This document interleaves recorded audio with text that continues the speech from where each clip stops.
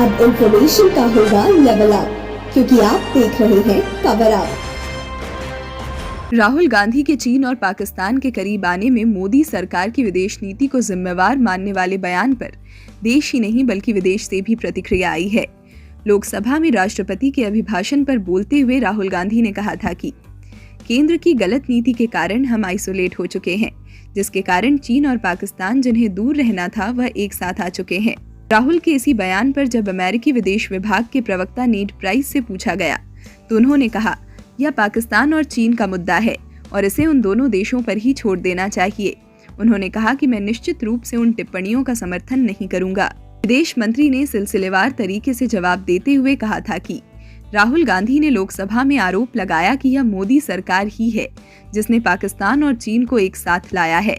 शायद इतिहास के कुछ सबक क्रम में हैं। वहीं इन आरोपों पर भारतीय विदेश मंत्री एस जयशंकर ने राहुल को इतिहास याद दिलाते हुए करारा जवाब दिया था। उन्होंने कहा, 1963 में पाकिस्तान ने शक्सगाम घाटी को अवैध रूप से चीन को सौंप दिया। चीन ने 1970 के दशक में पीओके के रास्ते काराकोरम हाईवे का निर्माण किया था। 1970 के दशक से दोनों देशों के बीच घनिष्ठ परमाणु सहयोग भी था। 2013 में चीन पाकिस्तान आर्थिक गलियारा शुरू हुआ।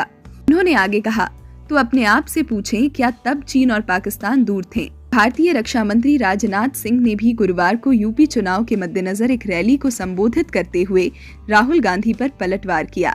अमरोहा में एक सार्वजनिक सभा में राजनाथ सिंह ने कहा कि पाकिस्तान ने अवैध रूप से शक्सगाम घाटी को चीन को सौंप दिया जब जवाहरलाल नेहरू भारत के प्रधानमंत्री थे।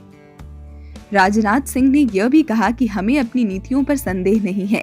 राहुल गांधी देश के सम्मान की रक्षा करते हुए गलवान घाटी में जवानों द्वारा किए गए बलिदान और वीरता पर सवाल और संदेह उठा रहे हैं।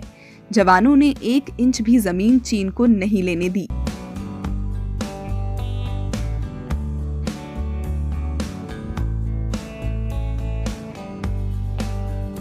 खबरों से अपडेट रहने के लिए कवर अप को करें लाइक, शेयर और सब्सक्राइब।